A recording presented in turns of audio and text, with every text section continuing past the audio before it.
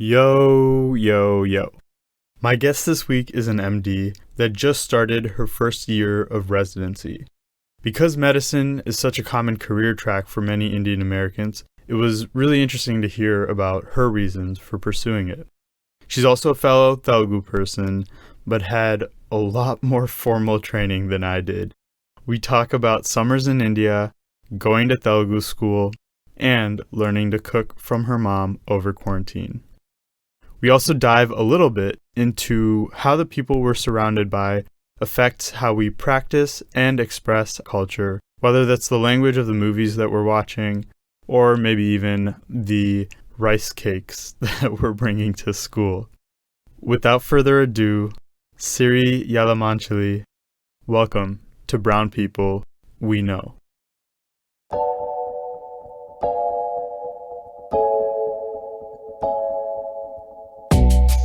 People are going to see this episode, though, the name of this episode, and they're going to immediately know that you're Telugu because your name is longer than mine.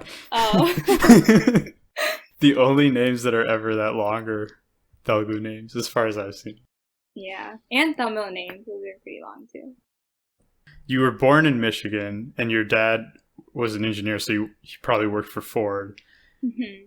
And then you moved to Ohio, right? Do you know like why your parents moved? You were pretty young at the time. Yeah, so my mom actually got a job in Ohio. She works as an internal medicine doctor, so she did her residency in Ohio. And my dad did his undergrad at Wayne State, and then he started working there. Well, he got married to my mom, and then my mom went to go live with him in Michigan, and then they both moved to Cleveland. Oh, they got married here. No, they got married in India, and then they came here. Was it like an Indian matchmaking Netflix situation? Yeah. Was it really? It was kind of a funny story. My mom was doing her intern year. They call it house urgency, which is a kind of an intern year of residency in India. And her parents were looking for matches for her. And my dad found out about it. So he took one of his best friends to the hospital that she was working at. And they went in and they just tell her that they're they want a tour of the hospital, but really they were trying to check her out. So she gave them a tour and everything, and then that's how they met. Wait, so your dad just heard that her parents were looking? Yeah. That's resourceful. I don't know if resourceful is the right word. That's hilarious. Okay, so actually, this is an interesting topic now because of this show, right? Oh, yeah. I'm sure your parents have at least brought it up or asked, right? Or have they not? Oh, they have. So do you think you could see yourself, we grew up in America, so I think the idea of that, even though culturally maybe it's in the background, the idea of that because of where we grew up is weird to us. Can you see yourself going for an arranged marriage? Actually, surprisingly, yeah, I think I can, which is probably the unpopular opinion among people growing up here, but I think arranged marriage nowadays, in at least the people that I've seen, is not the traditional, you meet them and then if you like them, you immediately start getting ready to marry them. But I think in terms of parents helping you connect with other people and, I don't know, just kind of showing you who would be potentially a good partner for you and then allowing you to do the rest, getting to know him and stuff. I think that's not a bad idea. Culturally, do you find yourself to lean to take in more of the American aspect or the Indian aspect? Because so you do some quilting, or it's not quilting, crocheting? Crocheting, cross-stitching. You've done that, at least the ones I've seen, you have peacocks, which are kind of, you see a lot of that in Indian art. You made lemon cardamom cookies, which is Indian food. Do you find that culturally you lean more Indian or American? Definitely more Indian. And I know I've grown up here, I was born here, so it doesn't really make much sense. But growing up amongst my grandparents, I was fortunate enough to be raised for a little bit by all four of my grandparents, which was incredible. They actually came here and raised me in Detroit. And we used to go to India pretty often as well. Especially when I was little, we used to go every year. And then when I was in school, we went every other year. So I became really close to my cousins. I grew up with them. And I guess they're very much Indian. They've grown up there, so that's kind of how I've grown up too. Every time you speak about it, it seems like very nostalgic, like you miss it. Yeah, I really do. It's actually been like 4 years. Yeah, 4 years since I've gone to India. So I'm due to go twice by now. But yeah, hopefully after all this corona stuff calms down a little bit, I can go. Another aspect of the Indian-American dynamic that I find interesting is Indian culture, I feel like, is very community-based versus American culture is very individualistic. And you just mentioned being raised by your grandparents and like around your cousins. Do you find that you lean one way or another in that regard? I think there's good to be taken out of both, as with a lot of things. I think being raised here definitely taught me that it's okay to be your own person and develop qualities that aren't similar to your friends or the people that you hang out with, and that you should be dynamic in terms of like always looking to improve on yourself and be a better person. But I think there's good in both. Being raised by a community of people is also very fulfilling as well. So I'm curious, your parents are both in what many people would consider like the tradition Indian careers, like engineer, doctor. Like, did they have aspirations for you to go down a traditional path, and did that play a role in what you're doing now? So it's funny because my mom, who's in medicine, told me not to do medicine. She was just saying how it's a ton of work, a ton of education, a ton of money spent on education. And frankly, there's a bunch of other careers that pay much better than medicine with less schooling and all of that. And then my dad, on the other hand, he talked more in terms of the stability of my career if I did medicine. So he wanted me to do medicine because I would always have a job that's stable, paying well, and I would have a good lifestyle and everything. And it's meaningful work that you do every day. So I was kind of torn because here my mom was, who's in medicine, telling me not to do medicine. But I kind of just wanted to go on my own and see what I was interested in. I did like shadowing, research, all of that in high school. And I did gravitate more towards medicine after all of that. So I ended up doing like a 6-year accelerated program. So I kind of just like pushed myself completely into it from the start. So I did 2 years of undergrad and then I had like a guaranteed seat in med school. So as long as you meet certain requirements, you get the seat in med school. So I did 2 years of undergrad, 4 years of med school, and yeah, here I am. Were there other things that you had kind of explored or wondered about in high school or prior? I have to think back 6 years. I mean, you're still 23? Wait, oh yeah. About to be 24. I know, like back in the old days. No, I used to actually think about biomedical engineering. That would be like what I would major in if I didn't like do the 6-year program. Yeah, but all the BMEs end up being pre-med. Yeah, that's true. I might have eventually gone that route. Yeah. So ophthalmology is what you're planning to go into, right? And your mom had gotten LASIK, and then that inspired you to go down that path. And I find that really intriguing because ophthalmology is also like one of those fields where it's both surgical, but also you're doing internal medicine stuff. Is there one that you gravitate more towards that you prefer? Like in terms of surgical versus clinical? Yeah.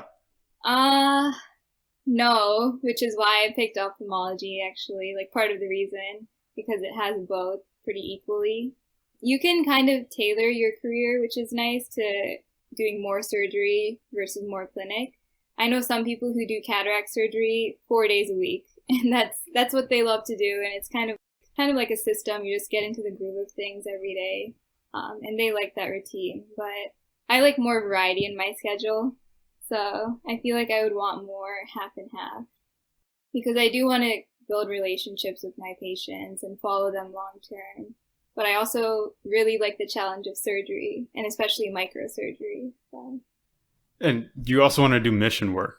And so that's something I'm curious about too, especially like when you look at ophthalmology and mission work, like the prime example is the Arvind Eye hospitals.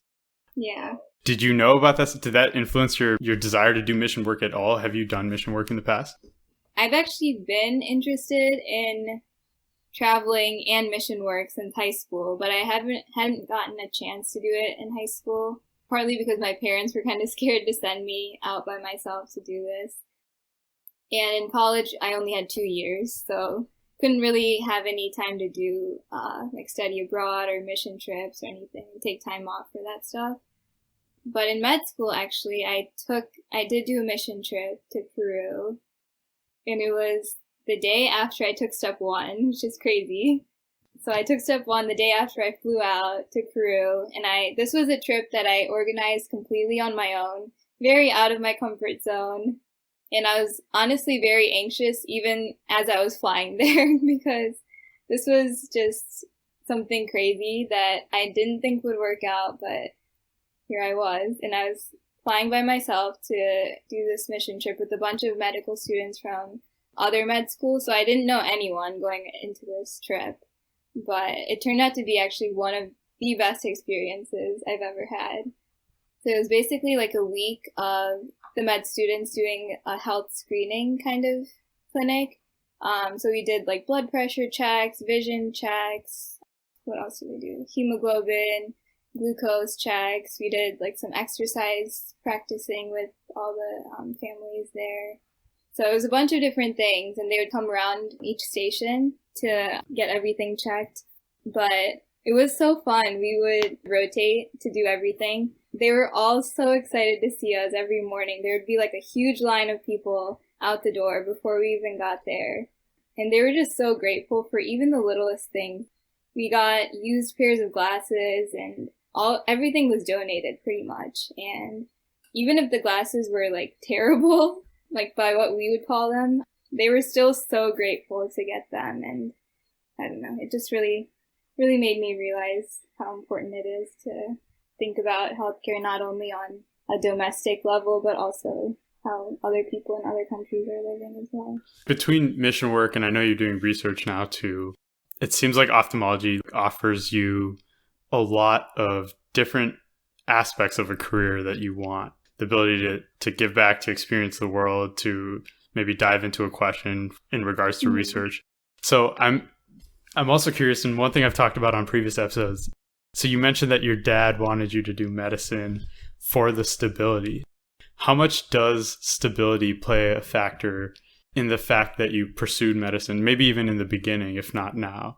Did you ever think about it as like a stable path, or did that not really apply? I think the career options that I had in mind were all pretty stable, so it wasn't really a distinguishing factor for medicine. Because, I don't know, I thought as much as I knew about biomedical engineering, I thought that was pretty stable as a career. And I don't remember what else I thought about. Oh, I think I thought about dentistry briefly, but that's also a pretty stable career. So I think all of my options were pretty similar in that way, so I wasn't really thinking about that aspect. I was more thinking about like the education and all the time it would take for me to get to my goal, but I realized that none of it really matters if you're really interested in it and if you do a 6-year program, which definitely helped, but even without. Did you have to take the MCAT for that? Yeah, I did. Oh my gosh, it was terrible. But we only had to get like a minimum score, so that was nice. But yeah. I know a lot of people who really struggled with the MCAT, and they had to take many years off between undergrad and med school. So definitely, I was pretty grateful that it was so easy for us. It's nice to at least alleviate like the time concern, right? But speaking of school, I know another thing that your parents made you do when you were younger was to go to Telugu school. I find it so interesting that you don't speak in Telugu to your parents. Like I speak in broken Telugu to my parents. I'm assuming that your parents sent you to Telugu school not just because they wanted you to be proficient in the language, but also because they wanted you to retain the culture, right? How much of that do you think about for yourself? Like how much in terms of you retaining your own culture is that important to you? And how are some ways you go about doing that? That's a good question. Yeah, I do think it's very important to me to retain my culture and strengthen it and pass it along to my kids. Like, I do want them to know Telugu, and they better know Telugu. So my my grandma, she taught me like very basic Telugu when I was younger, but of course none of that stuck with me. But going to like formal Telugu classes, I really didn't like it at first. But once I got the letters down and once I started writing and reading, it was actually really cool to me to be able to learn a new language and put it to use when we watch a lot of Indian TV at home, Telugu TV. So it was nice to finally be able to like pick out some of the letters on the TV. Yeah, so I really actually enjoyed doing How old that. were you when you were in Telugu school? This was probably middle school. Oh, so you were like pretty old. I mean, at that point, Yeah, to yeah. be like learning a language. I was one of the seniors in the class. Was your sister in it as well? Yeah, she was too. She didn't take it as seriously because she had a bunch of friends in her class, so they just kind of goofed off. But no, I actually wanted to learn after a while. After a few classes, I was like, okay, like I'm gonna learn how to do this the right way. So I guess another way that you're retaining culture is during quarantine, your mom has been teaching you a few recipes. yeah.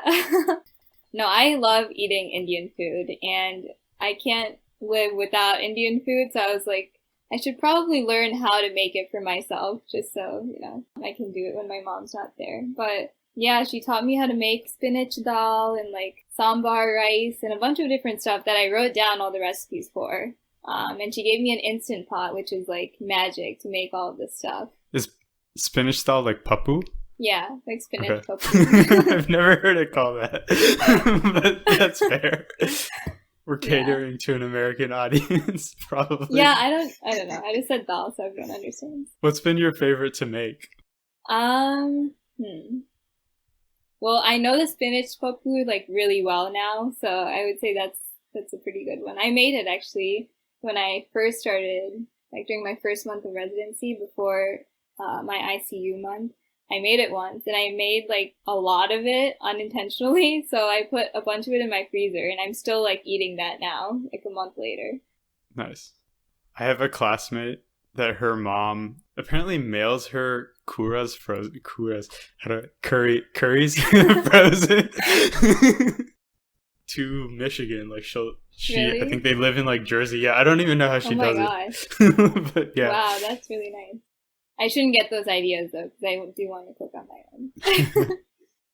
And when you make dosa, you make it crispy, right? The way it should be made. No. It has to be a good medium, half crispy, half Nuh-uh. soft. There is a right way to make those. When you touch the right it way should to crack. eat them is to eat it like a normal dosa, not mix it in all the chutney and stuff. Yeah, that's the right way to eat dosa. But puri, you definitely peel apart. No! Oh my god! The thin layer is way better than the thick one. If I could just have So you just thin... eat like the airy part? That's what you do? Well, I eat that first.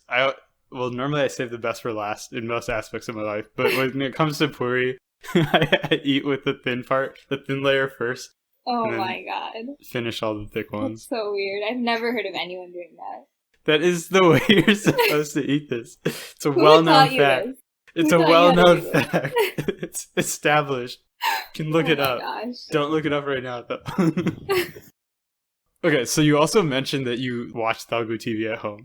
Mm-hmm. It's actually really funny because my Telugu was like, when I was a kid, it was like really, really bad. But then I watched so many Ravi Teja movies that it became better. That's why like I would go around saying things like Bokka. And I would do the thing with the face that he does in like Venki, like sticking out the tongue and all that. Yeah. I got scolded for that pretty often. But I know that you watch, or at least I think that you watch more Hindi movies than Telugu movies, right? Mm-hmm. When you think of your cultural background, for me, I do tend to think of it as like South Indian or Telugu versus just Indian broadly. Do you make that kind of distinction, or to you, is it all kind of the same thing? No, I definitely do make that distinction, just because North Indian cultures and traditions are very different than South Indian. Obviously, there are similarities, but there are pretty big general differences. I think me watching Hindi movies is just like That was just kind of recent after maybe college started because I roomed with two Gujarati girls. So they obviously watched Hindi movies and I watched with them. And there was always really good Hindi options on Netflix. And there weren't many Telugu options. So I think that's how I just kind of got used to Hindi more. But I still watch Telugu movies, just not as much.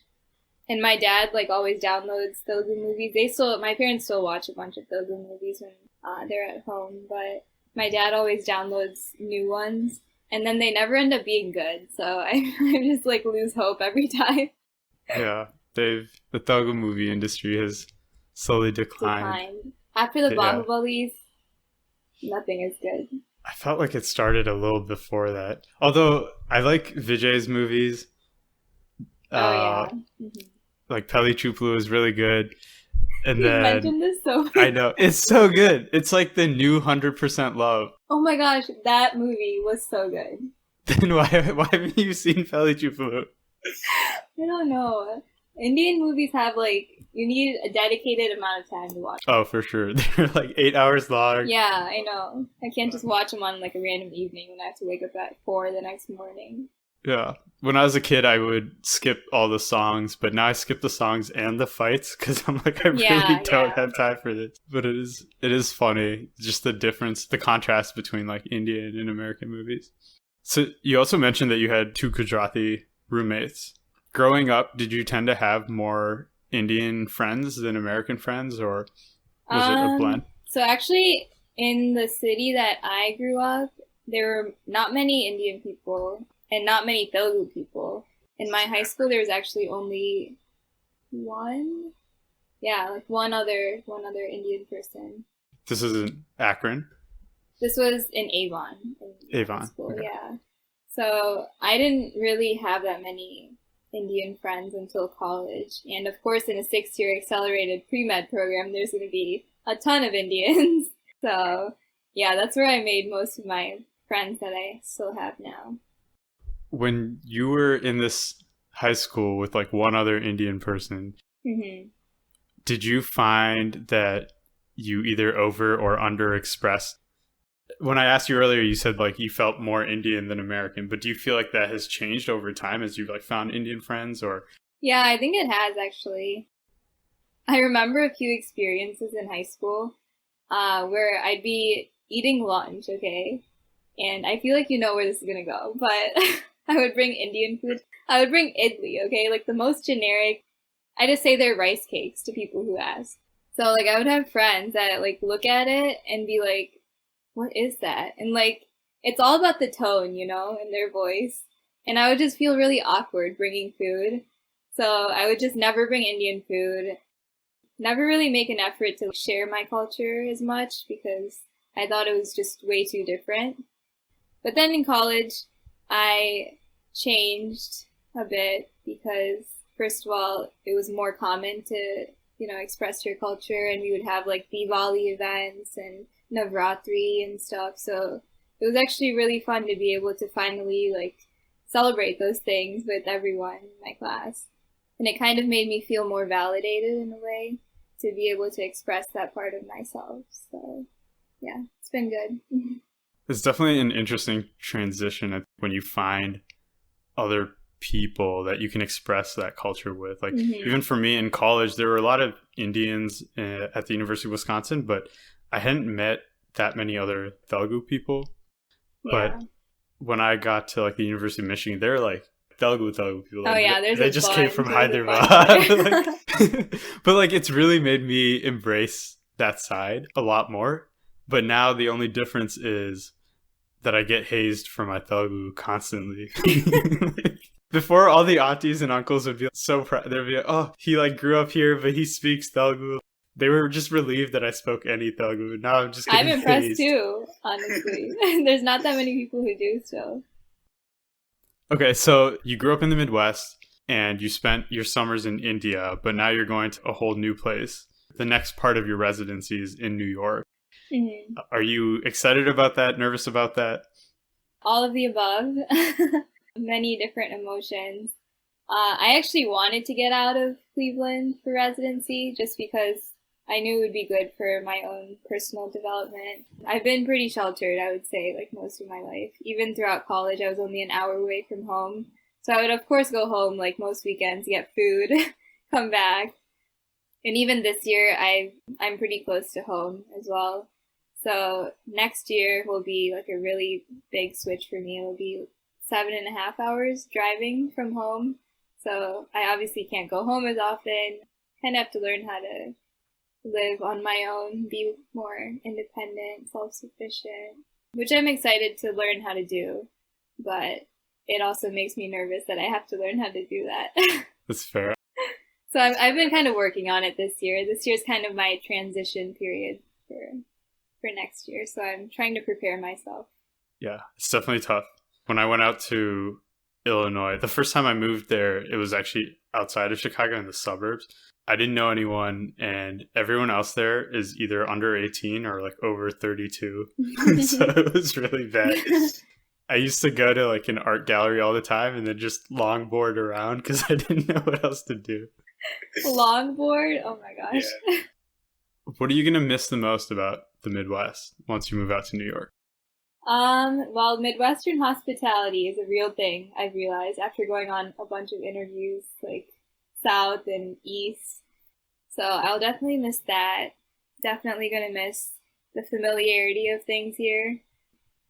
Albany, where I'm going in New York, is also it's pretty similar size to my hometown here. So in that aspect, I don't think it'll be overwhelming, but I think it'll just be very different, and kind of getting used to how things run on the East Coast will be different. So yeah, nothing specific. Of course, my family, I'm going to miss, but yeah, I think it'll just be a new experience. In the last episode, the person that I talked to, he lives here. His family lives back in India. And so he was saying this is like a thing that he has to think about now because he would rather stay in the U.S., but he can't ask his parents to come here as they get older because they have their own friends over there and all of that. I know you're close to your family as well. I'm kind of curious where you see yourself ending up, like if you want to stay in the East Coast or move back to the Midwest, and do your parents or just being close to your family factor into that?